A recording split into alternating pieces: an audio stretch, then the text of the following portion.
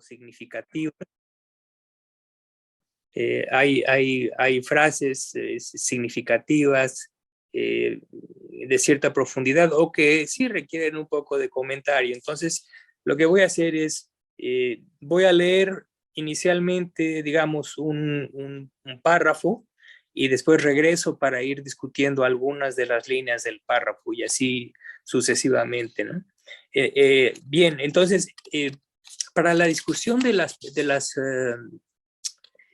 perfecciones espirituales he escogido inicialmente la paciencia, ya que digamos que lo clásico o lo tradicional es escoger inicialmente la generosidad y seguida de la conducta moral o la virtud. Pero estas ya las hemos discutido en el contexto de las contemplaciones.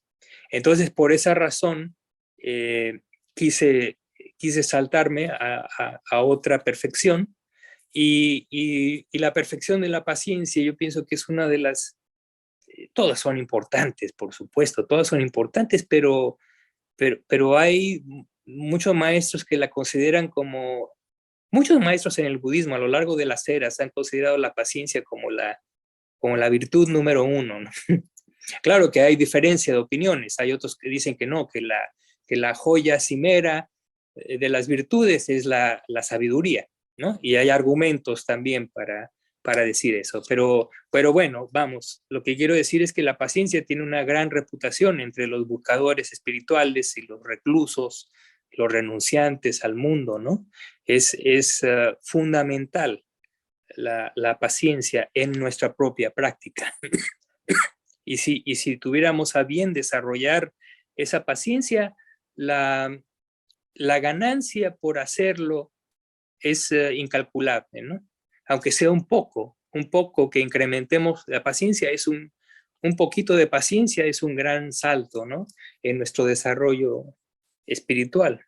Ahora, la paciencia, bueno, voy a leer la primera línea. Dice el texto: la paciencia es el arma sin impedimento de aquel que es hábil en el desarrollo de cualidades nobles, ya que disipa el enojo, lo opuesto de tales cualidades, sin dejar residuo. Entonces, ahí ya tenemos muchas imágenes, ¿no? Nuevamente, la cuestión, la cuestión de, dice, la paciencia es el arma, es un arma, ¿sí? Es un instrumento, un arma, pero el arma se habla de ella en términos de guerra, de agresión o de contraposición a algo, ¿no? Y efectivamente es lo que se contrapone al enemigo. ¿Y cuál es el enemigo? El enemigo es el enojo, la aversión. Entonces, este es el primer punto importante que hay que tomar en cuenta con respecto a la paciencia, porque muchas veces uno tiene en el lenguaje coloquial ordinario, uno habla de paciencia, pero mucha gente tiene una idea un poco errónea, ¿no? Creen que, por ejemplo, paciencia es la capacidad de esperar algo que no viene, pero vamos, hay algo de ello, efectivamente, pero básicamente, un poquito, desde un punto de vista un poco más técnico, diríamos que la paciencia es una cualidad cuya característica es que se opone al enojo, es decir, se opone a la aversión. Y recuerden ustedes que las tres grandes raíces de lo malsano, la segunda de ellas es la aversión, precisamente. La primera siendo el deseo y la tercera siendo la ignorancia, ¿no? Entonces, es la medicina justamente adecuada que se contrapone al mal que es la aversión, ¿eh? Con todas sus ramificaciones. Desde luego, aversión es el término más general o propiamente llamado una raíz de lo malsano. Entonces, de esa raíz hay muchas ramificaciones, ¿no? Entonces, tenemos la cólera, la ira, el enojo, el resentimiento, la animadversión. Vamos, existen toda una serie de variantes de esa raíz original que llamamos, para podernos entender, que llamamos la aversión. Entonces, la paciencia es esa cualidad que se opone directamente a la aversión en todas sus modalidades. Esa es la gran ventaja, ¿no? Solamente hay que desarrollar una paciencia para enfrentar a todas las variantes del enemigo. Bien, entonces repito la primera frase. Dice, la paciencia es el arma sin impedimento de aquel que es hábil en el desarrollo de cualidades nobles, ya que disipa la cólera, lo opuesto de tales cualidades, sin dejar residuo. Luego dice, es el adorno de aquellos capaces de vencer al enemigo. Y bueno, aquí ya lo mencionamos, el enemigo son precisamente las impurezas, principalmente las relacionadas con la aversión. Ese es el gran enemigo. Y luego dice, la paciencia es la fuerza de los reclusos y brahmanes. Es lo que también comenté al principio, ¿no? La paciencia es algo que es, digamos, no puede ser separado de todas aquellas personas que van en contra de lo mundano, o que se recluyen, o que son buscadores espirituales serios, ¿no? Entonces, esa es su fuerza, esa es la gran facultad y poder que pueden usar estas personas, ¿no? Para lograr la victoria sobre sus propias impurezas. Luego dice, la paciencia es un torrente de agua extinguiendo el fuego de la indignación. Bueno, ahí nuevamente una imagen ahí que nos indica precisamente que son aspectos opuestos, aspectos que se oponen, ¿no? Ahora, tal vez aquí valga la pena hacer el siguiente comentario. Aquí precisamente el símil ilustra una oposición directa, ¿sí? Es la indignación en contra de la paciencia, ¿no? Es algo que se enfrenta. Ahora, mucho, sobre todo en el budismo contemporáneo, hay varias corrientes, sobre todo en Occidente, en las que se dice, a veces se dice, bueno, cuando uno medita o cuando uno tiene atención suficiente y surge un estado mental malsano, uno debe simplemente observarlo y dejarlo pasar. Esa es una instrucción muy común, muy común, pero en realidad eh, es una instrucción que no tiene mucho, vamos a decir, no que no tenga validez, pudiera tener cierta validez, pero no es la mejor recomendación a menudo, a menudo. Eh, eh, ¿Por qué? Porque está en contraposición, o más bien no está relacionada con lo que nos dice el Buda acerca de cómo confrontar eh, impurezas como el enojo, por ejemplo, ¿no? No es suficiente simplemente dejar notar y dejar pasar, que por cierto no es una cosa fácil, ¿no? Porque los estados de enojo son persistentes, son obsesivos. El Buda lo que dice es que uno debe aplicar el esfuerzo correcto. Y el esfuerzo correcto, uno de los 4 esfuerzos correctos consiste precisamente en rechazar, no dar cabida a un estado mental malsano que ya ha surgido en la mente. Uno tiene, dice el Buda, uno tiene que aplicar la mente, tiene que aplicar energéticamente la mente para oponer, nulificar, suprimir y destruir ese estado malsano. Entonces, vemos que no, eso no tiene que ver nada con notar y dejar pasar. Es un enfrentamiento directo, tal como lo dice este texto antiguo, ¿no? Es la analogía, ¿no? Lo que les acabo de leer. Es un torrente de agua que extingue el fuego de la indignación. Es una oposición. Entonces, cuando uno medita, sobre todo cuando está uno especialmente cuando está uno meditando o está uno en un estado de suficiente atención, uno no debe tolerar, no debe tolerar los estados malsanos, ¿no? Y es precisamente la paciencia lo que permite enfrentar particularmente los estados derivados de la aversión, ¿no? Pero ese enfrentamiento tiene que ser activo, no puede ser pasivo, es decir, tenemos que aplicar la voluntad para no permitir que ese pensamiento persista, ¿no? En el caso del segundo esfuerzo correcto. El primer esfuerzo correcto es el no permitir que que surjan los estados malsanos en la mente mediante la prevención. Pero en este caso estamos hablando de la situación en la cual el estado malsano ya ha tomado de rehén a la mente, ¿no?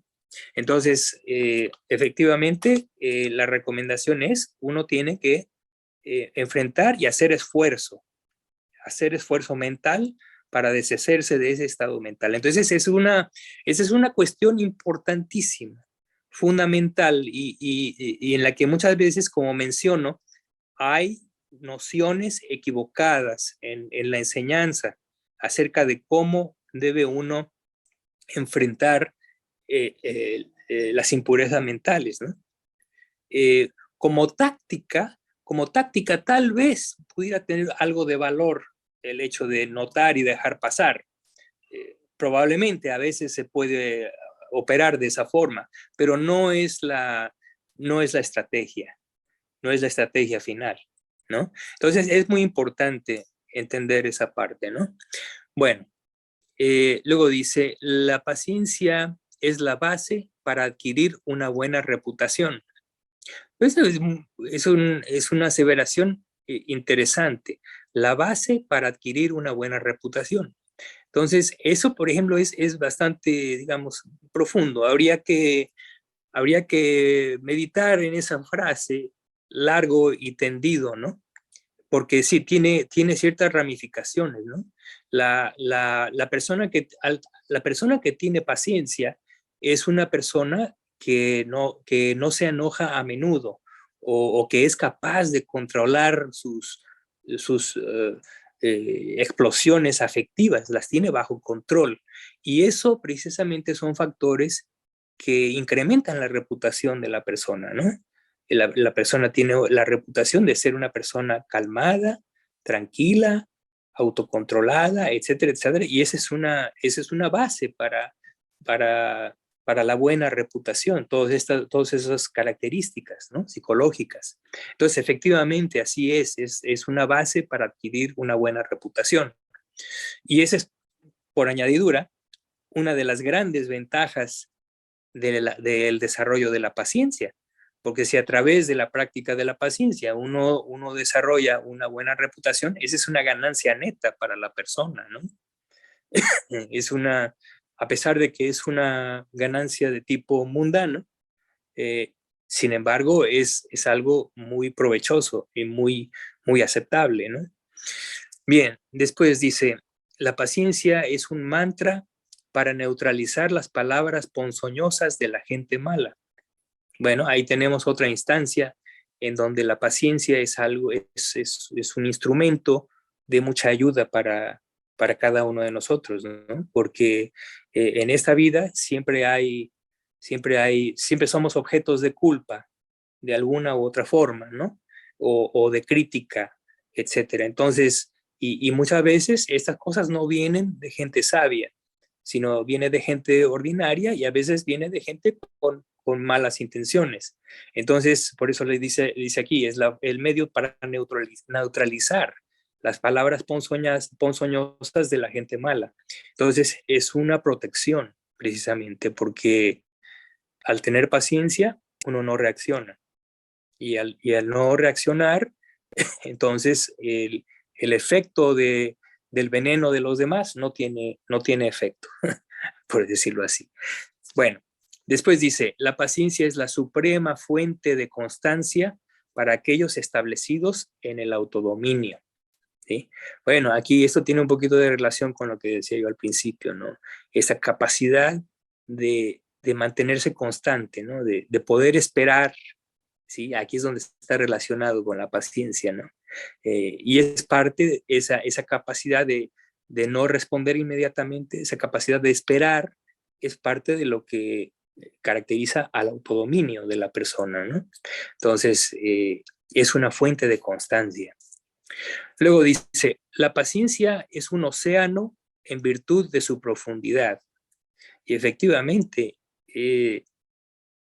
la paciencia es un excelente, a pesar de que no es una de las contemplaciones clásicas que ya he mencionado, sí es una virtud que vale la pena, en la cual vale la pena reflexionar, porque como dije anteriormente, tiene muchas ramificaciones, muchas consecuencias, y en verdad, como lo dice el texto aquí, es una virtud muy profunda, ¿sí? Por eso se considera un océano.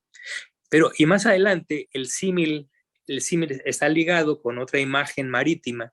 Dice, la paciencia es una playa que contiene al gran océano de la ira, ¿sí? Es decir, la playa es una barrera, ¿verdad? Es una interfase entre la tierra y el agua, ¿no? Entonces, la paciencia es esta playa, ¿no? Esta barrera que contiene a ese gran océano que es la ira. Y vaya que sí, la imagen de la ira como un océano es excelente, sí, es un buen símil, porque la ira es una de las cosas más destructivas en el mundo, ¿no? Es netamente destructiva la, eh, la ira, el enojo, todas las manifestaciones de violencia, etcétera, etcétera, tienen su raíz en la aversión y son altamente destructivas, ¿no? Entonces es en verdad un océano, es una fuerza eh, sumamente grande, ¿no? Vean nada más, por ejemplo, el ejemplo de la guerra que estamos viviendo actualmente, ¿no? Es una cosa terrible, ¿no? Como la ira, la aversión puede causar tanta destrucción y tanto sufrimiento, ¿no? Ahora, la paciencia es precisamente esa playa que puede contener a ese océano, ¿no? Pero ya a nivel personal, estamos hablando a nivel personal, ¿no? Bien, entonces son símiles muy ilustrativos, muy acertados. Y luego dice, la paciencia es un entrepaño que sella la puerta que conduce al plano de la miseria. Efectivamente, eh, el desarrollo de la paciencia, al actuar directamente sobre el enojo, impide que el practicante de paciencia renazca en un mundo desafortunado, de sufrimiento, ¿no? De hecho,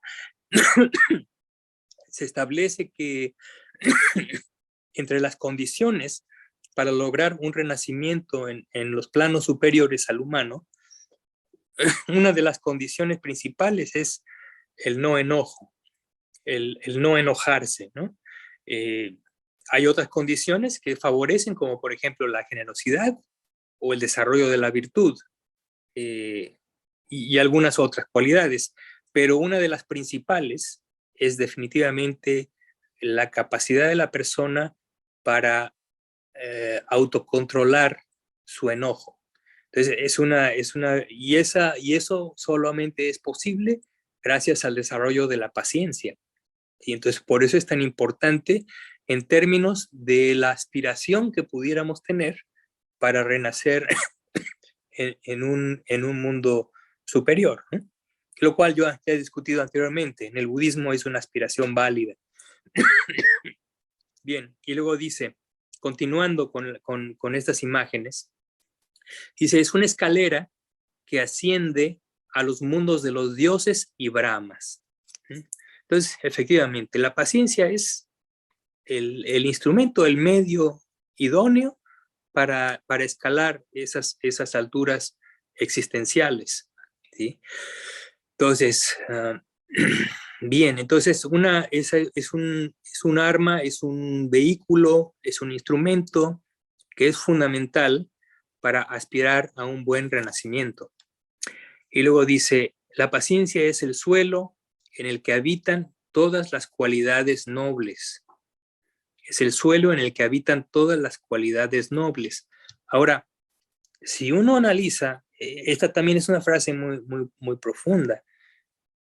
Lo que está diciendo es que básicamente todas las cualidades nobles tienen que ver algo con la paciencia. Por eso decía yo al principio de la discusión que precisamente es una de las consideradas joyas cimeras del desarrollo espiritual, la paciencia, ¿no? Y es por esto, por lo que dice el texto, es que es el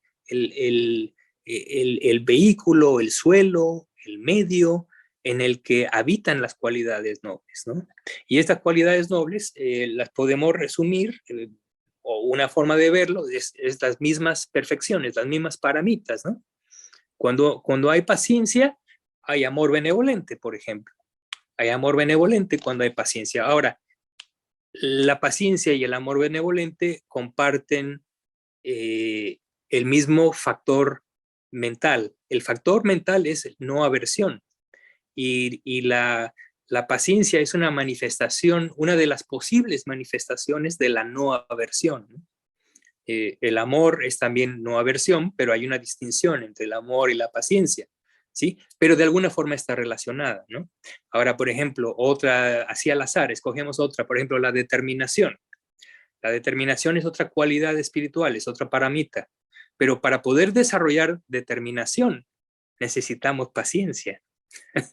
Entonces, efectivamente, y si hablamos de sabiduría, pues también no hay sabiduría sin paciencia. Entonces, efectivamente, es el suelo en donde habitan todas las grandes cualidades nobles, ¿no? Por eso es tan importante. Y finalmente el párrafo concluye diciendo que es la purificación suprema de cuerpo, palabra y mente. Efectivamente, ¿no? Es lo que permite precisamente esa purificación, porque al oponerse a, a las cualidades no nobles, permite precisamente esta purificación mental. Por eso es, y lo que es, y desde luego, podemos decir que es algo, esta purificación es un aspecto constructivo, ¿no? La purificación quiere decir que estamos desarrollando ciertas cualidades que están creciendo dentro de nosotros mismos, ¿no? La ausencia de paciencia destruye toda posible construcción sana. Y este es un aspecto también muy interesante de la paciencia, la relación entre la paciencia y el enojo o la aversión, ¿no? Así como digo que la paciencia permite construir, el enojo destruye.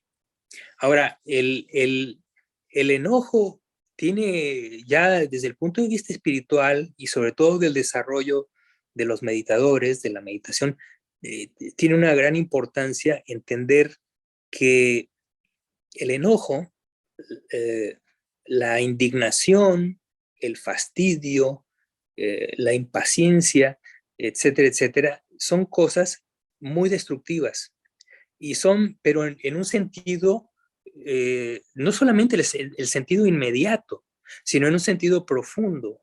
Es decir, la falta de paciencia, o si no tenemos control del enojo, por ejemplo, la destrucción es tal que esa destrucción eh,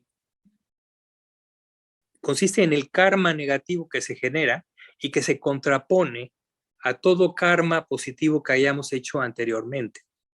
Hay una anécdota budista que leí hace como 2 semanas.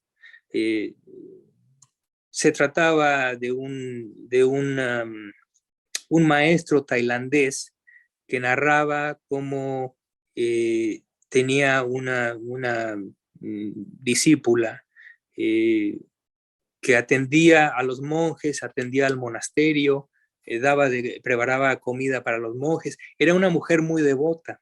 Entonces, a lo largo de muchas décadas, había dado mucho de su vida para asistir a los monjes en el monasterio. Y un día murió esta persona y Y entonces resulta que el maestro dijo que esa persona había renacido en un infierno. Y todos los monjes se quedaron muy extrañados, pero ¿cómo es posible que eso haya sucedido si durante tantos años fue tan devota, tan servicial? Dice, sí, pero el problema es que era dada a explosiones de ira.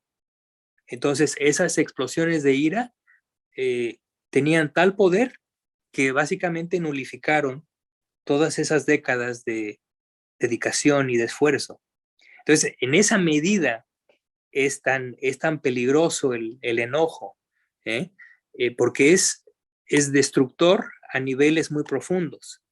Por eso, nosotros como meditadores, de los impedimentos, podríamos decir, yo diría, y es una mera opinión, nada más es una opinión personal, pero yo pienso que de los impedimentos, el más peligroso, tan como peligroso, es el enojo, la aversión. Es algo que tenemos que cuidar, eh, tener mucho cuidado de ejercer este autocontrol y no dejar que el enojo se salga de sus cabales, ¿no?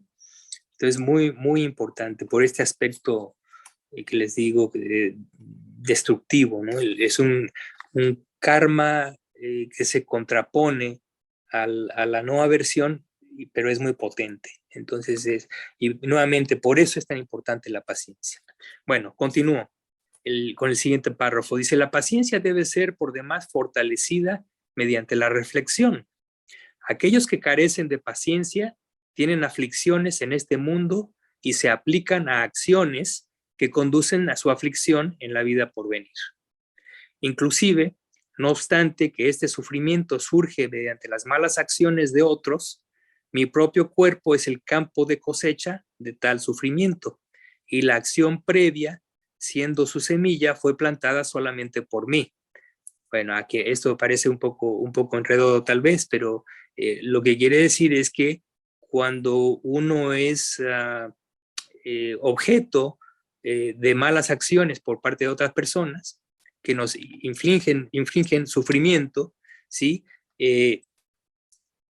Nosotros, nuestra persona es ese campo de cosecha de tal sufrimiento, pero la semilla no fue plantada por esas otras personas, la semilla fue plantada por nosotros mismos, porque precisamente la sensación desagradable que surge por las acciones de otros, las acciones malas de otros, la sufrimos como una sensación desagradable. Y esa sensación desagradable es una resultante kármica de alguna acción malsana que nosotros ejecutamos anteriormente. Entonces, esto es una cosa muy importante porque básicamente es la ley del karma, ¿no? Lo que nos está diciendo, ¿no? Cómo opera el karma, ¿no? Entonces, si entendemos esto, eh, cuando somos objetos de una agresión o de un insulto, por ejemplo, uno no debe enojarse porque cualquier sensación desagradable que haya surgido debido a eso, uno tiene que reflexionar que no es que sea el evento externo. Nosotros, uno mismo ha generado la causa de esa sensación desagradable. Y al entender eso, entonces es mucho más fácil tener paciencia y no enojarse, ni sentirse triste, ni deprimido, etcétera, etcétera, ¿no? Porque uno entiende que ese es el origen de las cosas, ¿no? Luego dice, además, este sufrimiento me liberará de la deuda creada por ese karma. Bueno, hay que ver, esa es una forma hábil de ver las cosas, ¿no?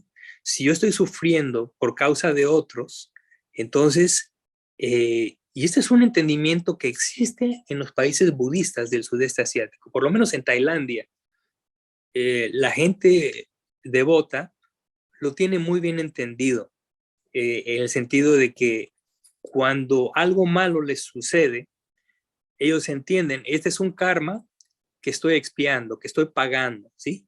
Pero una vez que esa deuda queda pagada, ya estoy libre de ese karma, ¿sí? Entonces, si algo malo me pasó, incluso puedo hasta tornarme complacido, en el sentido de que una vez la deuda ya pagada, no la tengo que pagar dos veces, ya fue pagada, ¿no?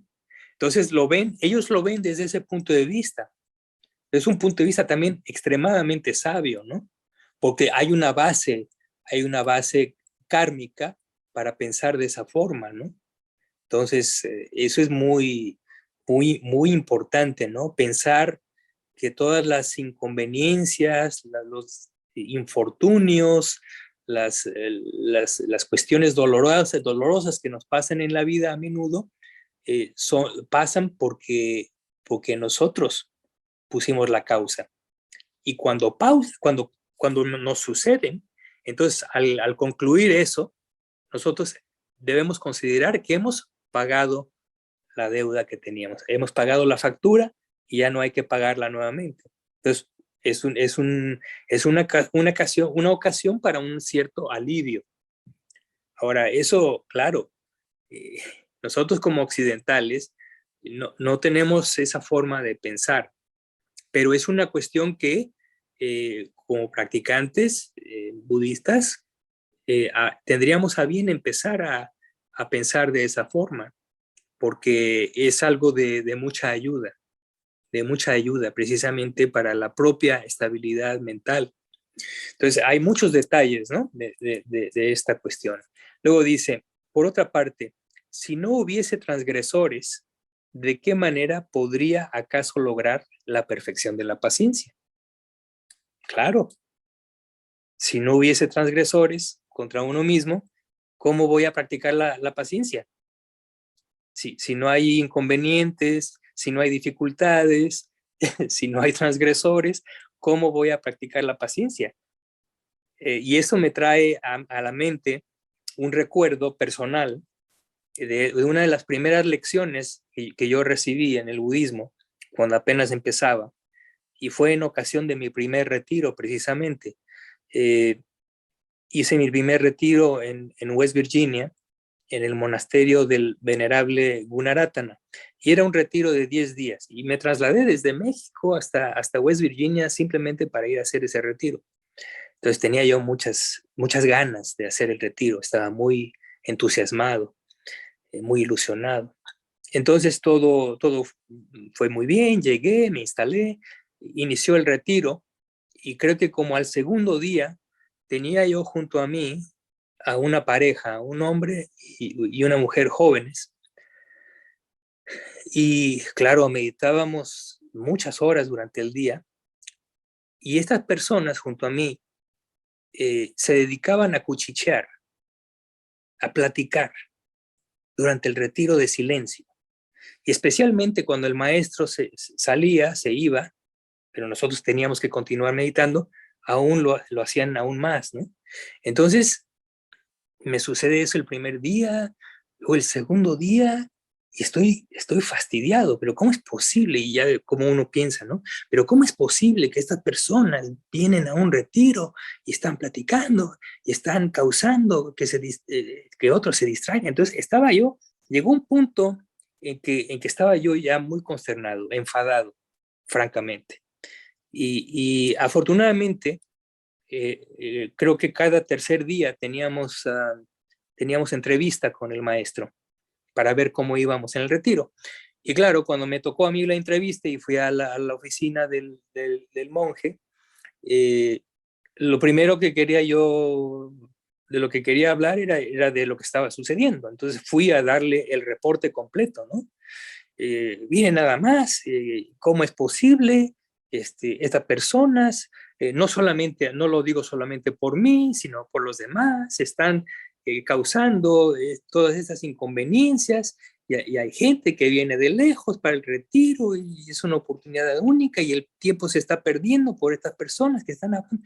Y mientras yo decía todas esas cosas, eh, mi maestro, y fue una de las primeras veces que interaccioné con él, recuerdo muy bien cómo se me queda mirando con una mirada gélida que me penetraba completamente, ¿no? Serio, serio, serio.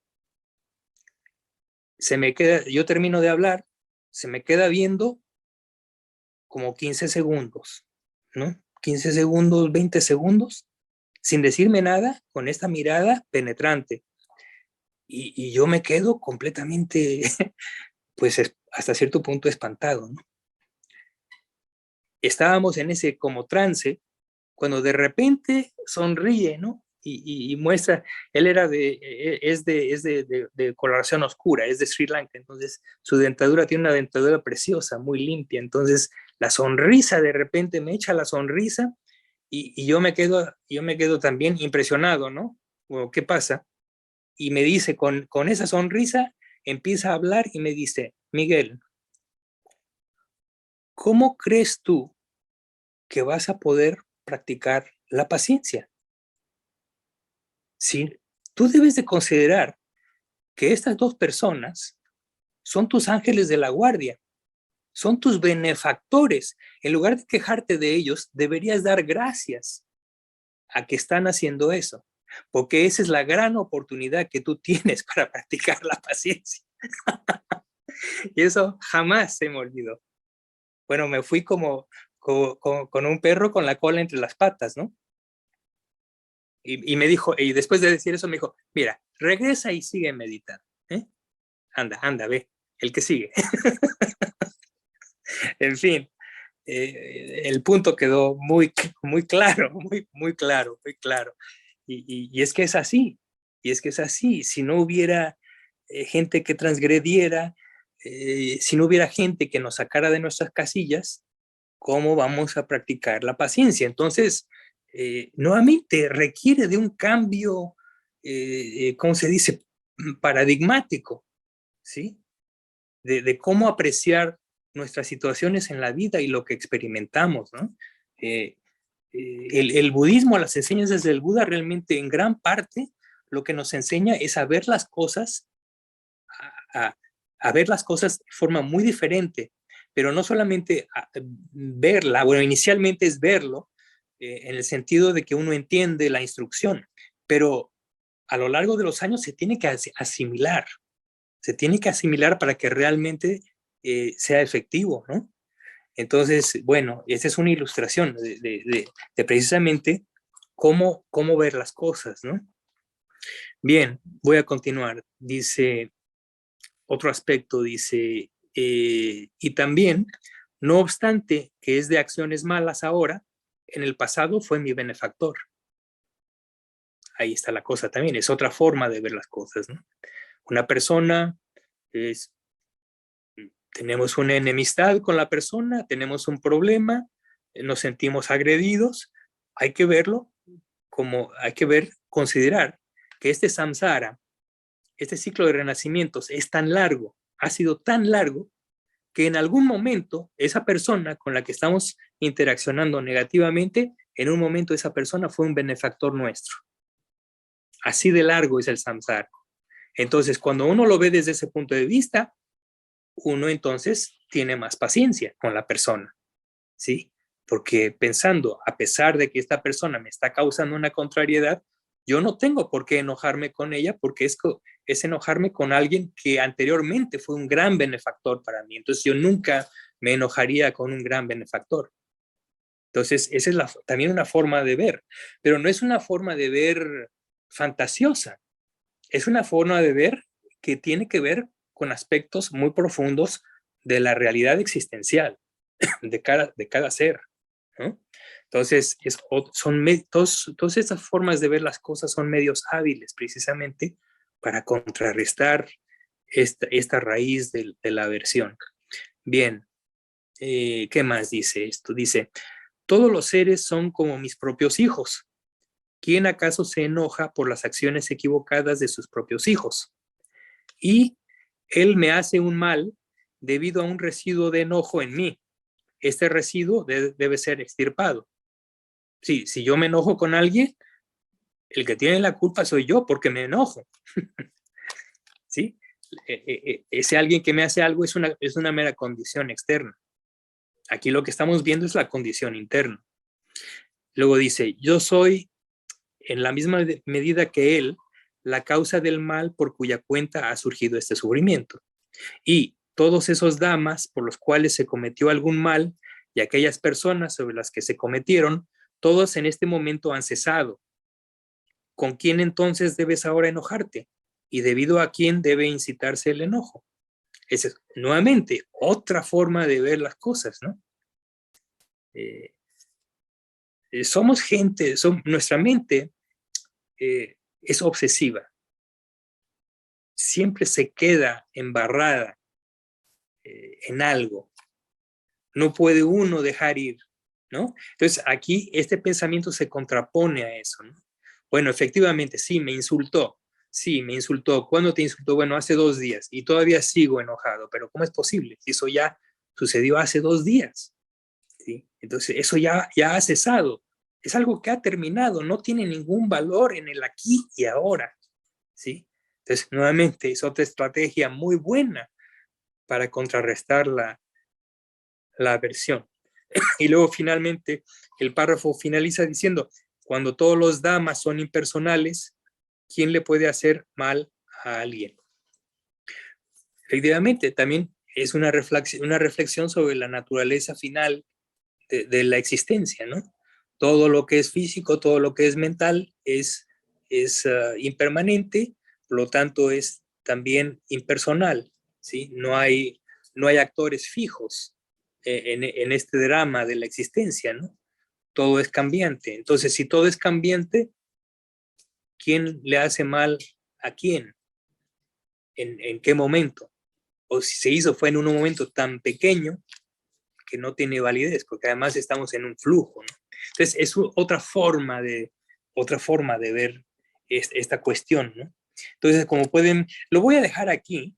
El texto todavía, estoy apenas como a la mitad, pero ya ha pasado el tiempo y lo que quisiera hacer es dejarlo aquí porque han sido son unas pocas líneas, pero cada una de ellas tiene mucho significado y creo que eh, vale la pena reflexionar detenidamente en cada una de estas líneas porque tienen mucha información y creo que por el momento es suficiente porque creo que ha sido bastante. Entonces, quisiera dejarlo aquí en este momento y tal vez continuaremos en la siguiente sesión. Dentro de 15 días vemos el resto del texto. Por lo pronto, no sé si tengan algún comentario o pregunta u observación. Celia. Hola Miguelitos, muchas gracias. Está muy súper interesante el tema. Tengo dos consultas. Sí. Primero, se me pasó, ¿cuál era el texto que has estado comentando? Se llama Un tratado acerca de las paramitas. Déjame ver si puedo escribirlo aquí en el chat. A ver si.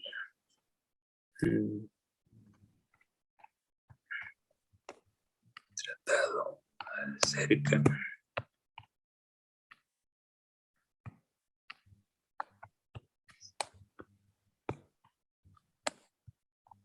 Y el autor es Acharya Amapala. Esto es. Bien, esa información pueden obtenerla en internet, ¿no? Creo que de hecho el texto está disponible, pero en inglés. Entonces, yo hice la traducción de la obra, de parte de la obra al español, ¿no? Y de ahí es donde estoy tomando aquí el texto, ¿no? ¿Cuál era la otra pregunta, Celia? La pregunta es, lo que comentaste fue que con la paciencia uno paga la deuda kármica, ¿no? Pero no entiendo muy bien por qué solamente soportando algún sufrimiento, por ejemplo, alguien nos critica, alguien nos trata mal y nosotros, por ejemplo, alguien me critica, ¿no? Alguien hace algo que me molesta mucho y yo me quedo en neutro. ¿Cómo eso podría pagar la deuda kármica, no? Yo entiendo que si, por ejemplo, alguien me critica o me grita o me trata mal y yo respondo con una buena acción, sonriendo, siendo amable, ahí sí entiendo cómo uno puede quemar su deuda kármica porque está respondiendo de una manera favorable. Pero si me quedo neutro... No, un momento. Al responder de esa forma, tú estás generando un nuevo karma.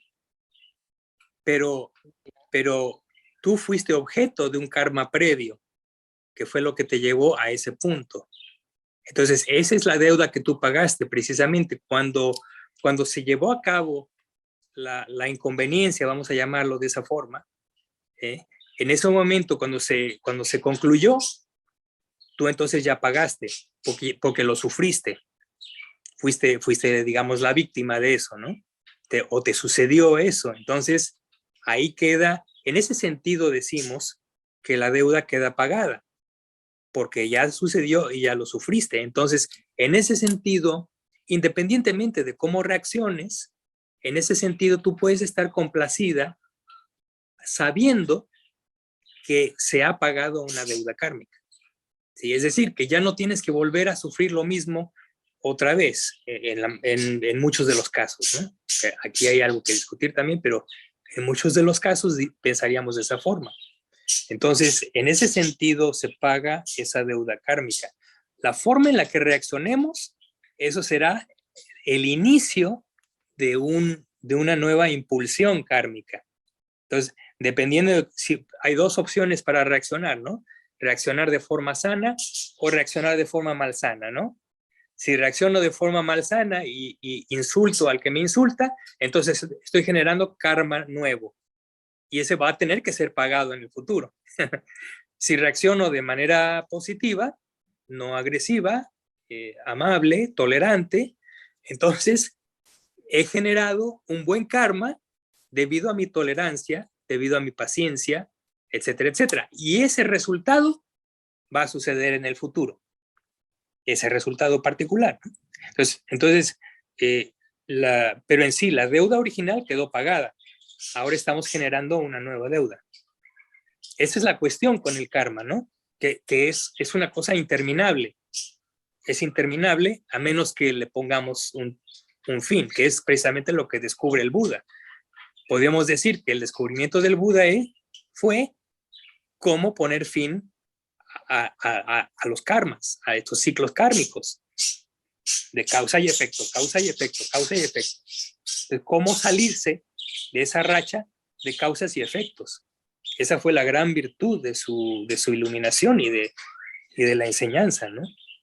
Por eso se dice que el noble octuple sendero, que es la cuarta noble verdad, es un tipo de karma particular, un tipo de acción, ¿sí? Que tiene como resultado poner fin a nuestro karma. A ver, creo que seguía Patti y después seguimos con Soledad. Es Soledad primero. A ver, Soledad. No, por supuesto, gracias Miguel, como siempre. Este texto me lo habías mandado particularmente a mí. El Club de la Paciencia. No, y en realidad yo lo que saco muy en claro de la paciencia es que te da el tiempo ese que necesitamos para saber cuál es la respuesta hábil, ¿no? Porque te da el tiempo ese de reflexión, claro, ¿no? Claro. Porque si no somos pacientes, porque a veces hasta somos impacientes con nosotros mismos. Parece que si no reaccionamos enseguida, estamos perdiendo algo. Entonces, la paciencia es ganar tiempo, en realidad, ¿no? Claro. Y en base a eso, tratar uno de no seguir plantando semillas malsanas, ¿no? Para que el karma, porque claro, el karma en realidad es la acción que hacemos nosotros, Sí. ¿no? Acción volitiva. Sí. Es la acción volitiva. ¿No? Conciencias resultantes. Entonces, o sea, mi pregunta es, ante el enojo, ¿no? Que normalmente es una cosa que por lo menos a mí si uno lo ve y lo deja en la mente, es como una manera de ir trabajando con el enojo, si no pasa a hacer acción, tanto verbal como física. Si queda la mente, ¿es una parte de practicar, de cultivar la paciencia? Sí, por eso el enojo debe ser cortado inmediatamente. En la mente. O antes posible. O antes si es posible. Sí, claro, si no, sí, claro. no debe ser tolerado, ¿no? no debe Claro. ser cortado, ¿no? Ahora, aquí hay un aspecto también, ya digamos, también estratégico, en el sentido de que, por lo que tú estabas mencionando, vi la conexión. Hay una gran conexión entre la atención plena y la paciencia. Claro. A veces perdemos la paciencia porque no estamos plenamente atentos. Claro. ¿Eh? Y cuando no estamos atentos y hay un estímulo que nos hace, que nos genera enojo, reaccionamos inmediatamente. ¿Por qué? Claro. Porque no había atención. Claro. Cuando hay atención plena, entonces hay un pequeño colchón entre el estímulo y nuestra reacción. Y en ese pequeño intervalo es en donde uno mete la paciencia. Claro. Por eso yo les decía que la paciencia es el suelo de muchas cualidades nobles, es el suelo de la atención plena. Y la relación entre la paciencia y la atención plena es muy íntima, muy íntima. Por eso en el budismo hacemos tanto énfasis en poner atención en el momento presente, en el momento en que las cosas están sucediendo, ¿sí? Y esta importancia del momento presente radica en eso precisamente, en que al tener atención a cada momento, no puede colarse el enojo, no puede colarse una respuesta malsana. Y es el suelo precisamente para que la paciencia se establezca, ¿no? Entonces, atención plena y paciencia van muy de la mano, muy de la mano, ¿no? Son dos para mí que van juntas casi siempre. Por eso es tan importante, ¿no? Claro, es que capaz que también la atención plena, estar atento, como te da el tiempo exacto de espera, por eso sos paciente, como que también llegás a tener la comprensión correcta de la situación. Claro. ¿No? Te da el tiempo ese para no reaccionar, sino parar y reflexionar. Sí, y entender, efectivamente, ¿no? Y ahí está. Eso está ligado a la sabiduría. Sí, como que todo Capacidad surge. introspectiva. Sí, todo surge. Sí. Muchísimas gracias, Miguel. Sí. Pati, por favor, última pregunta, ya para irnos. Gracias, maestro. Nada más es, si me puede aclarar, porque no me queda muy claro. Entiendo cuando es no dejar entrar alguna impureza o si ya entró, cortarla, pero sí. Donde no entiendo claro es cuando dice destruir. ¿Cómo puedo llegar a esa parte de destruir? Destruir es en el sentido, digamos, metafórico, ¿sí? Es eliminar el estado malsano. De alguna forma, hay diversas formas. Hay diversas formas de eliminar un estado malsano. Uno es simplemente, dice el Buda, no hacerle caso. Surge y simplemente, específicamente no le damos atención. Y eso es muy útil cuando ese estado malsano no tiene mucha fuerza, cuando es débil, ¿sí? Simplemente sigue su curso natural de surgir y cesar. Entonces, eso es lo que generalmente se habla de observar la impureza y dejarla pasar. En ese sentido, a eso se refiere. Pero hay otras formas. Por ejemplo, la sustitución de opuestos, la sustitución por opuestos, ¿no? Por ejemplo, en un estado más persistente de enojo que ya ha surgido en la mente, entonces uno tiene que hacer esfuerzo y eliminarlo o destruirlo, como decimos, ¿no? ¿Y cómo? A través de la generación del estado mental opuesto. Entonces sustituimos ese estado mental malsano de enojo por un estado de no aversión, que es el opuesto. Por ejemplo, uno de los más recomendados para el enojo es tratar de generar el estado de amor benevolente en la mente, ¿no? O el estado de goce altruista, por ejemplo, ¿no? Estados que en general tienen como componente el gozo y la felicidad. Entonces, el amor benevolente cuenta con esos dos estados en su forma incipiente, entonces son aliados perfectos para oponerse al estado de aversión, ¿no? Entonces, hay diversas formas de confrontar o de destruir, como dices tú, o de eliminar factores malsanos, ¿no? Entonces, esas son dos que he mencionado solamente, ¿no? Pero hay muchas estrategias. De hecho, algún día me gustaría comentar específicamente, hay un sutta que es el número 20 de los discursos de orden intermedio, que discute precisamente las estrategias para enfrentarse a los estados malsanos, ¿no? Desde un punto de vista meditativo, ¿no? Pero uno de los más importantes es definitivamente la sustitución por opuestos, ¿sí? Por ejemplo, otro ejemplo es cuando surge el deseo, ¿no? Si surge el deseo, entonces, ¿cuál es el polo opuesto? El polo opuesto es la renuncia. Entonces, hay que generar un estado de renuncia. Y de esa forma nos contraponemos al deseo. En fin, son temas muy, muy amplios. Bueno, dice el texto. Una otra cosa que quería yo mencionar antes de continuar con el texto es recordarles que este texto es postcanónico, ¿no? Fue escrito muchos cientos de años después de que el Buda enseñó, y tiene muchos tintes de tipo Mahayana. Entonces, como ustedes saben, el ideal de Mahayana es lograr la budeidad, ¿no? Y entonces se considera de mucha importancia la carrera del bodhisattva o bodhisattva, que es el aspirante a la budeidad. Entonces, este texto está, digamos, pensado con esa mentalidad.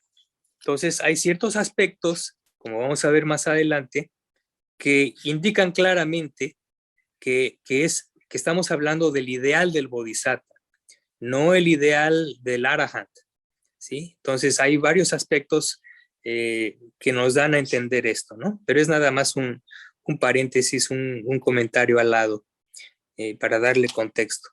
Bien, continúo entonces. En el siguiente párrafo empieza diciendo: si debido a la fuerza acumulada, la indignación causada por la maldad de otros continuase dominando la mente, uno debe reflexionar. La paciencia es la causa que contribuye a rendir ayuda a otros en retorno por sus equivocaciones. Entonces, esa es una línea muy interesante porque tiene mucho del énfasis Mahayana, en el sentido de que se refiere a la paciencia no solamente como un medio o como un arma para poder uno autocontenerse con respecto al disgusto, ¿no? Es decir, no solamente tiene la función de soportar una situación, sino que va más allá, y más allá en el sentido de que no solamente uno soporta la maldad de otros, sino que encima de eso uno piensa en contribuir ayudando a esas personas a retribuirles por sus equivocaciones, ¿sí? En términos de todo beneficio que se pueda dar gracias a la paciencia, ¿no? Entonces es muy interesante, ¿no? Porque es muy profundo, ¿no? La paciencia tiene tal alcance que puede inclusive revertir las cosas, ¿no?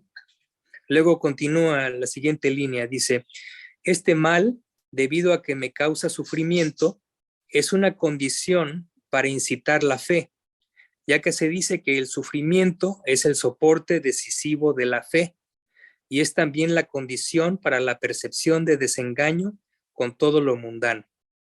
Bueno, este párrafo, esta línea es de una gran profundidad. El primer aspecto que es muy interesante y que hay que tomar en cuenta es que se asegura o se asevera que en términos condicionales, el sufrimiento es aquella condición que da lugar al surgimiento de la fe. Entonces, recuerden que en el budismo nosotros consideramos la fe no tanto en el sentido de cristiano, por ejemplo, o judeo-cristiano, de de creer a pie juntillas algo, ¿no? Sino que en el budismo es algo que se asemeja más a lo que llamamos convicción razonada, o a veces se le traduce como confianza, ¿sí? Confianza en el Buda, en el Dhamma, en la Sangha, ¿no? Entonces, en ese sentido, tenemos que pensar en lo que se refiere este fragmento, ¿no? El sufrimiento es la condición para el surgimiento de la fe. Entonces, y eso es algo muy, si ustedes lo reflexionan, creo que muchos de ustedes lo han experimentado, ¿no? Cuando hay problemas, es muy humano tratar de recurrir a algún tipo de ayuda, ¿no? Pero desde luego, en un sentido final, hablamos de fe en el contexto espiritual, ¿no? Y ese es el caso cuando va uno por refugio al Buda, al Dhamma y a la Sangha, ¿no?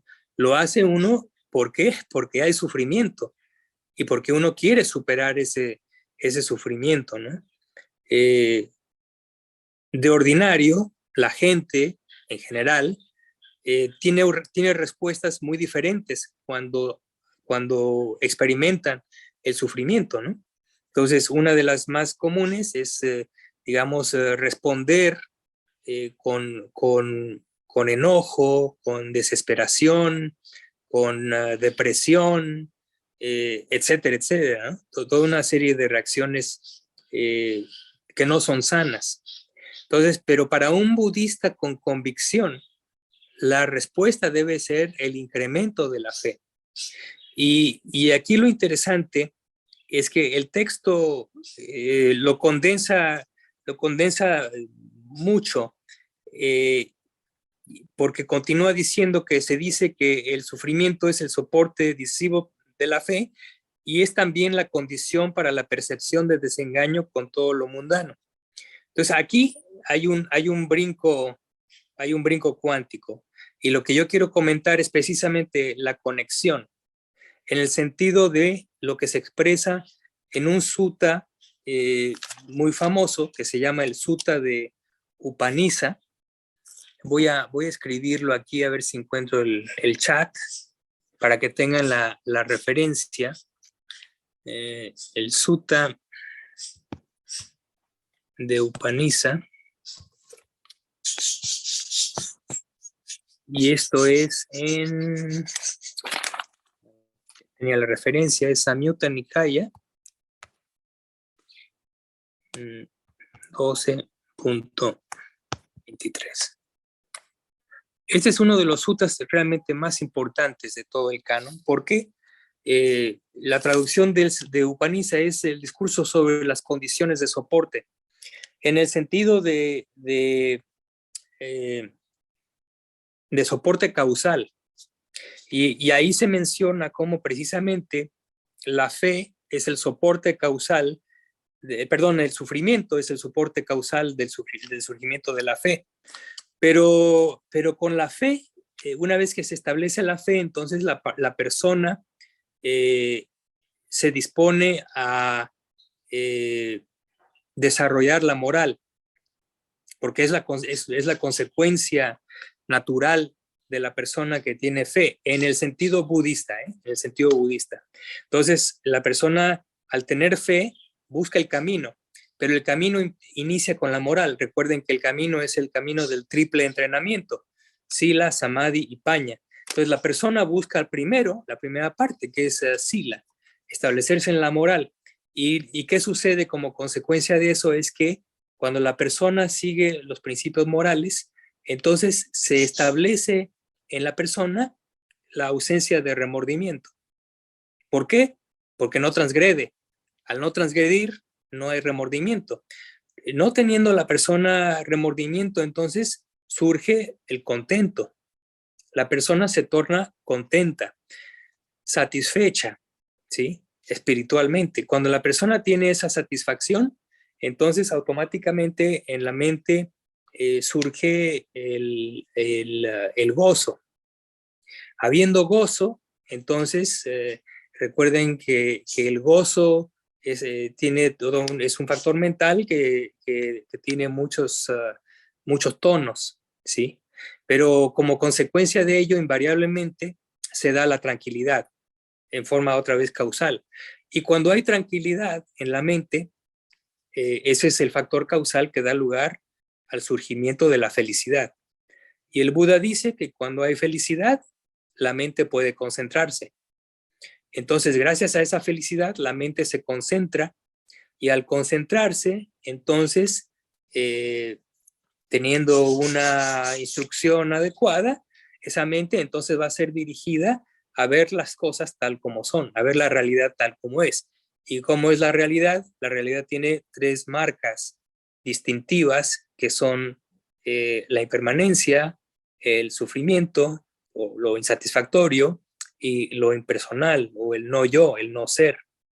Entonces, contemplando la realidad de esa forma, entonces la persona se desengaña con respecto a la realidad, ¿no?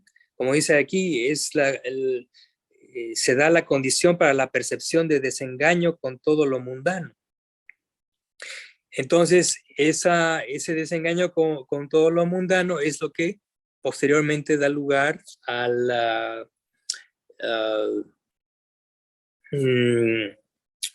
eh, después del desencanto viene un desapasionamiento. Ese es el orden de los eventos en la mente, ¿no? La persona entonces queda totalmente desapasionada ya por todos los aspectos físicos y mentales de la existencia. Y al estar completamente desapegada, entonces viene la liberación. La mente se libera, se eliminan todas las corrupciones mentales y entonces después de eso viene la etapa final, que es el conocimiento precisamente de la destrucción de esas impurezas. Y eso marca precisamente la iluminación. Entonces, aquí el texto lo resume, como dije yo, lo resume demasiado, ¿no? Entonces tenía que decir todo esto para poder entender, para poder interpretar lo que se está diciendo. Repito, este mal, debido a que me causa sufrimiento, es una condición para incitar la fe, ya que se dice que el sufrimiento es el soporte decisivo de la fe y es también la condición para la percepción de desengaño con todo lo mundano, ¿sí? Entonces, ese es un aspecto, y claro, detrás de esto, el elemento de apoyo, de soporte, es la paciencia, es la práctica de la paciencia. Por eso es tan importante, porque sin paciencia no puede desarrollarse la vía. Aunque se tengan en potencia se tuvieran todos los factores, en esa serie causal, si no hay paciencia, no es posible. Entonces, es crucial esta cualidad espiritual, ¿no? Bien, y luego dice el texto, esta es la naturaleza, esta es la naturaleza de las facultades sensoriales, el encontrar objetos deseables e indeseables. ¿De qué manera entonces sería posible no encontrar objetos indeseables? Entonces, claro, es una imposibilidad. Uno tiene que entender que todo aquello que experimentamos como desagradable es imposible no tenerlo. Si experimentamos cosas agradables, afectivamente agradables, necesariamente estamos atados al polo opuesto, ¿no? Es decir, son 2 caras de la misma moneda, por decirlo así, ¿no? Entonces, el agregado, en otras palabras, no nos podemos deshacer del agregado de las sensaciones. Y esa es la naturaleza de ese agregado, ¿no? El experimentar las cualidades afectivas de las percepciones, de los objetos percibidos. Y esos son invariablemente agradables, desagradables y neutros. Ahora, desde el punto de vista, hay textos que dicen que desde un punto de vista más más profundo, si quieren ustedes, en realidad solamente hay dos sensaciones, la agradable y la desagradable, ¿no? Porque generalmente se considera que va en 3 etapas, ¿no? Cuando uno experimenta algo desagradable y esto cesa, generalmente cesa para dar lugar a la sensación neutral. Pero hay textos que dicen que precisamente el cambio de sensación agradable a neutral es algo desagradable. ¿Por qué? Porque la mente casi siempre está apegada a lo agradable. Entonces, cuando yo en cambio en lo agradable, eso ya en sí se experimenta como desagradable, aunque en términos de sensación sea neutro, por la naturaleza misma del cambio. Pero bien, esos son detalles, ¿sí? Pero bien, pero la cosa que es cierta y en la que hay que reflexionar es que es imposible no experimentar sensaciones desagradables. Entonces, nuevamente, ¿cuál es la actitud correcta? Hay una de dos. O nos enojamos, que es precisamente lo opuesto de la paciencia, o la segunda es ejercemos la paciencia y resistimos la reacción de enojo, ¿no? Entonces, por eso se menciona esto en este texto, ¿no? Entonces, lo que ayuda es la reflexión, precisamente el reflexionar, que es imposible no experimentar sensaciones desagradables, ¿no? Ahora, aquí me gustaría hacer un paréntesis, un comentario, es un poco chusco, pero es interesante porque, bueno, siempre me quedé con ello en mi mente. Es una enseñanza de mi maestro, el venerable Sona. Desde que lo conocí siempre repetía muy a menudo, tanto en el contexto de los monjes, del monasterio, como monjes, pero también con los laicos, ¿no? Él siempre recomendaba lo siguiente, nos decía, de veras, decía yo, se los digo en serio, cada vez que se despierten ustedes, que se bajen de la cama, antes de que se bajen de la cama, reflexionen que deben de esperar lo inesperado en este día. En este día esperen lo inesperado. y es una cosa muy profunda, porque si uno realmente toma esa actitud, es la actitud de estar en guardia, pero él se refería principalmente a las cuestiones desagradables, ¿no? Es decir, yo empiezo a mi día y de repente recibo la noticia de que se murió mi mamá, entonces puedo entrar en un shock, si no estoy atento, si no tengo atención plena, puedo ponerme enojado o triste, etcétera. Y entonces ahí, ¿qué sucedió? Es que no esperé lo inesperado. Pero si estoy con esa mentalidad de esperar siempre lo inesperado, cuando sucede, entonces decía el maestro, pues entonces recuerdo, sí, esto lo esperaba. Sí, se murió mi mamá, bueno, tenía que morirse y era lo esperado. Entonces, claro, me afecta, pero no me saca de balance, ¿no? ¿Por qué? Porque siempre estoy esperando lo inesperado, ¿no? Pero él se refería a las sensaciones desagradables, ¿no? Precisamente al esperar lo inesperado, uno ya tiene una cierta base de paciencia. Es una estrategia psicológica, práctica, para ejercer la paciencia. Porque entonces ya todo lo desagradable ya no nos toma de sorpresa, ¿no? Entonces, si salgo en mi auto y en un cruce choco con otro auto, entonces lo primero que pienso, sí, esto es lo inesperado de hoy. Y ya empezando de esa forma, ya la cosa va más tranquila, ¿no? Ya no reacciono en una forma que no sea conveniente. Entonces es una enseñanza profunda. Siempre se me quedó en la mente, siempre se me quedó en la mente, y cuando me acuerdo, que no es muy a menudo desgraciadamente, pero sí cuando me acuerdo, sí me pongo en ese marco de referencia mental de, bueno, vamos a ver este día, a ver qué va a pasar, ¿no? Y estoy listo, ¿no? A ver, venga, ¿no? Y cuando tengo ese tipo de mentalidad, es de mucha ayuda, porque entonces ya las cosas ya no son tan inesperadas, ¿eh? Y la misma actitud también se extiende a la muerte, ¿no? también a nuestra propia muerte, ¿no?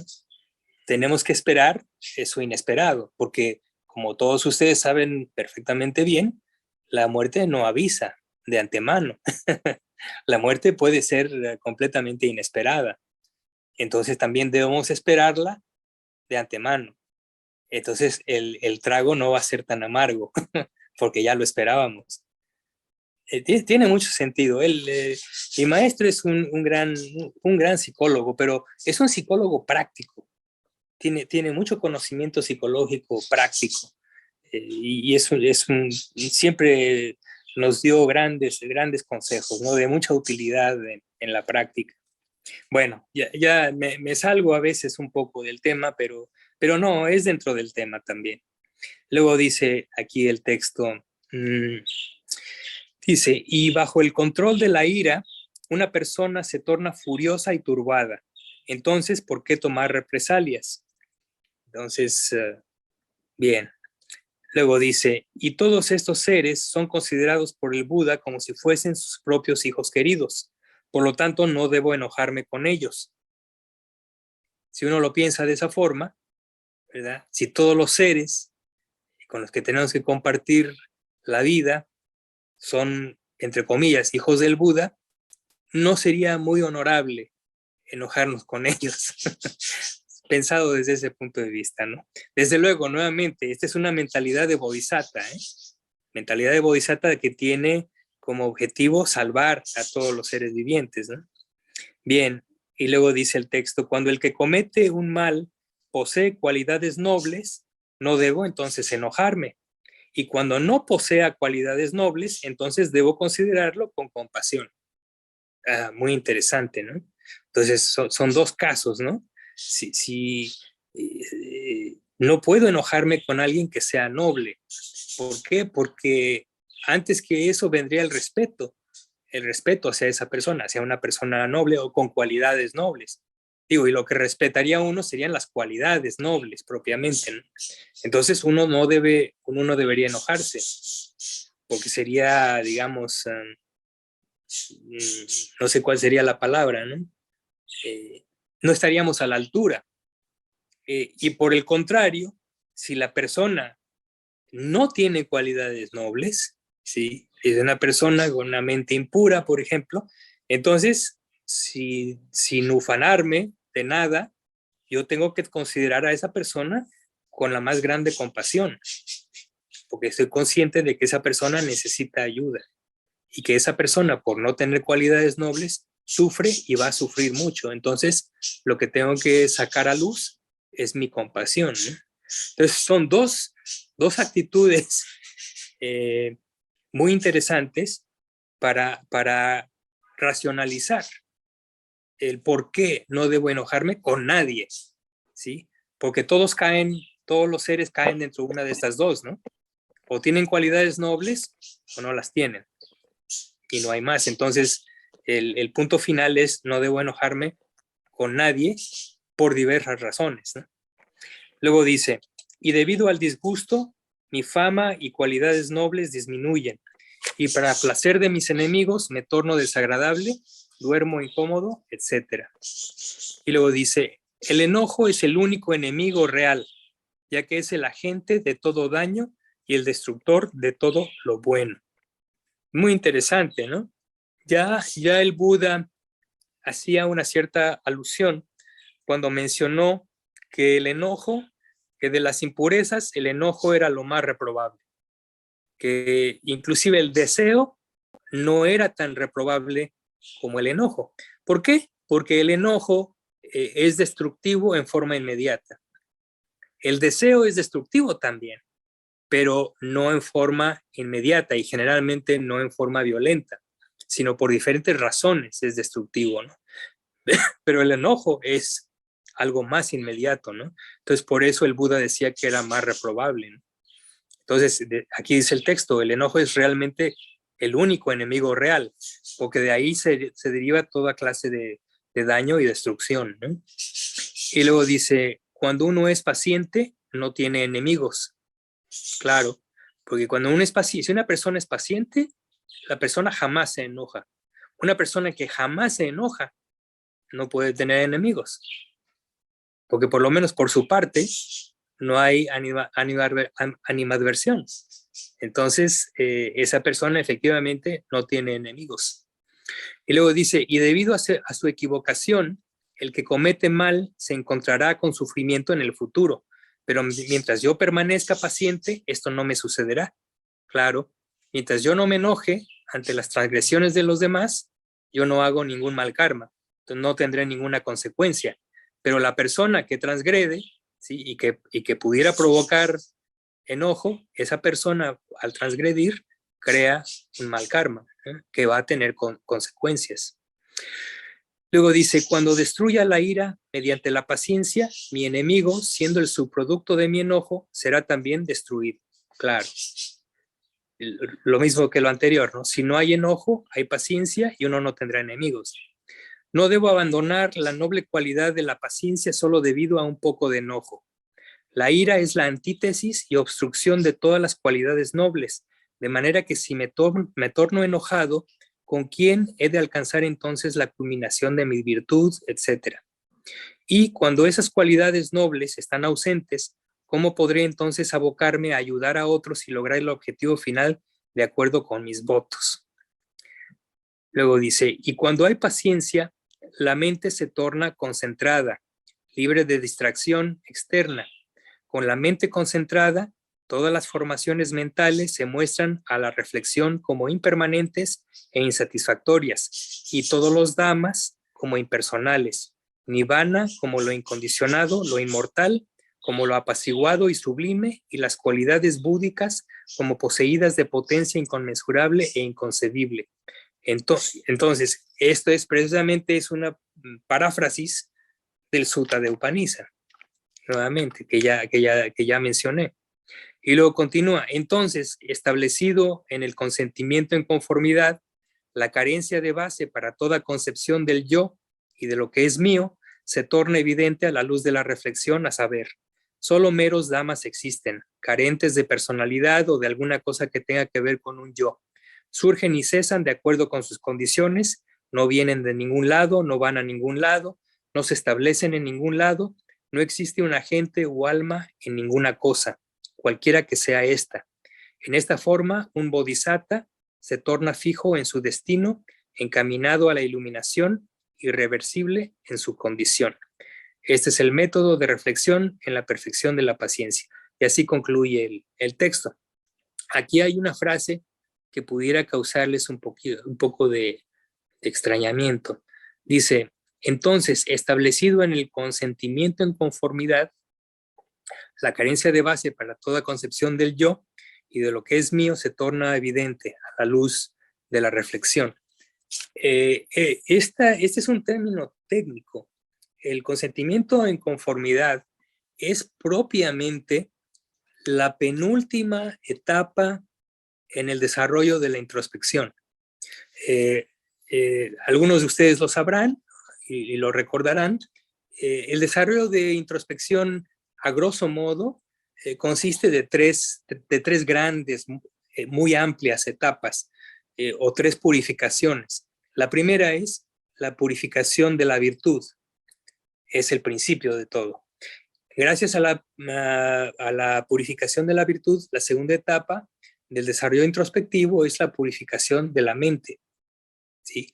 En la que, en resumidas cuentas, para no hacer el cuento largo, la persona logra la supresión de los impedimentos mentales. Y finalmente, la tercera etapa es el desarrollo de la sabiduría, ¿sí? Y es precisamente este desarrollo que en sí consiste de, creo que son 12 etapas. Y en la penúltima etapa, una vez que la mente ha contemplado la naturaleza de la realidad en términos de las tres características, una vez que se concluye esa etapa, la mente, como lo dice el nombre del término técnico, entra en una conformidad con respecto a esta naturaleza de las cosas, de la existencia, ¿no? Entra en la conformidad de que las cosas efectivamente son impermanentes, insatisfactorias y carentes de ser. Entonces, esa conformidad es como vamos a decir, como un resumen que abarca todo el trabajo introspectivo anterior que ha hecho la mente. Es decir, llega a una conclusión. Y posteriormente a esta etapa, una vez que entra, que pasa por su desarrollo completo, se torna a la etapa de desarrollo introspectivo, que es la última, que se denomina como cambio de linaje. Y cambio de linaje significa el cambio del linaje de la persona mundana a la persona supramundana. Es decir, pasa del linaje de los mundanos al linaje de los supramundanos o nobles, ¿sí? Entonces, esa es la última etapa. Pero aquí en el texto, curiosamente, concluye cómo a través de la paciencia finalmente se llega a esta etapa de consentimiento en conformidad, pero ahí lo deja. ¿Por qué razón? Porque el bodhisattva o bodhisattva tiene como objetivo la budeidad. Entonces no puede llegar a esta etapa de consentimiento en conformidad y posteriormente pasar a la última etapa, que es cambio de linaje, porque entonces perdería completamente su objetivo, que es lograr la budeidad, y se tornaría en un arahant, y ahí terminaría su carrera espiritual. Entonces, por esa razón, el bodhisattva se frena justamente en el pelito antes de iluminarse. Hay un freno autoimpuesto por ese ser. Tenemos que hablar de ser, porque puede ser un hombre, mujer, o puede ser una deidad. Entonces, se tiene que frenar para poder cumplir su cometido. Y entonces está en total acuerdo precisamente con el ideal que está detrás de este texto, que es la perfección de la paciencia, ¿no? Desde el punto de vista de la persona que quiere desarrollar el camino de la budeidad, ¿no? Pero muchos de nosotros no hemos escogido ese camino. Hemos escogido un camino más fácil, que es, esperemos, el logro del estado de Arahant, que si bien no requiere de la perfección total de las paramitas, sí requiere de un gran desarrollo de las mismas. Entonces, desde luego que podemos tomar la lección, digamos, de los mahayanistas, de su ideal, y tomar todos los aspectos que son relevantes para nuestra práctica, ¿no? Con el objeto de desarrollar esta paciencia, ¿no? Y finalmente, quiero mencionar que últimamente el aspecto que más ayuda en el desarrollo de la paciencia es ciertamente la reflexión, pero la reflexión en conformidad con el Dhamma, con las enseñanzas, ¿no? Es decir, la capacidad para experimentar los eventos de la vida diaria y reaccionar a ellos en la forma adecuada que vaya de la mano con las enseñanzas fundamentales, ¿no? Entonces, de esa forma también uno tiene recursos, tiene ese recurso, ¿no? Entonces, el recurso de la reflexión es el más importante, ciertamente. Entonces, es algo que debemos ejercer constantemente, ¿no? Para desarrollar nuestra propia paciencia, habríamos de ver todas las cosas en términos de la enseñanza, del Dhamma, y eso ayuda mucho. Bueno, ya me pasé del tiempo, ya llegamos al fin del tiempo, y bueno, yo quisiera tal vez en la siguiente reunión dejémoslo para preguntas y comentarios acerca de esta última paramita, y ya en una sesión posterior prepararé otra paramita para discutirla, ¿no? ¿Les parece bien? Bueno, pues fue un gusto platicar con ustedes nuevamente, y por supuesto me he llevado una sorpresa muy agradable con la noticia del próximo establecimiento del monasterio en Argentina. Entonces, enhorabuena y felicidades a todos ustedes, porque todos ustedes van a ser los beneficiarios de eso, ¿no? Gracias, Miguel. Gracias. Que estén muy bien. Contento siempre. Igualmente. Gracias. Muchas gracias, Miguel. Que estén muy bien, que descansen, felices y en paz. Que descansen, chicas. Chao, gracias. Chao, hasta mañana.